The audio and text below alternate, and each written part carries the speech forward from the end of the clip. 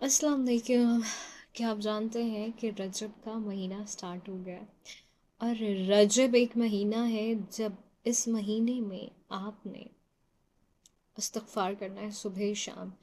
Motivational speaker तो मैं नहीं हूँ और खुशियाँ बांटती हूँ, आसानियाँ बांटती हूँ। आरजे इरम शहज़ादी मुझे कहते हैं, तो क्यों ना एक अच्छी बात भी आपके साथ ज़रूर बांटूँ, ये तक़सीम ज़रूर करूँ आसानी, और ये बात आपसे ज़रूर शेयर करूँ कि आप भी सुबह शाम 100 दफ़ा ज़रूर इस्तग़फ़ार करें। रजब रजब एक नहर है जिसमें हमने गोता लगाना है। रजब का महीना बारी ताला ने अपने साथ मंसूब किया है, तो हमें ज़रिया मौश की फ़िक्र है।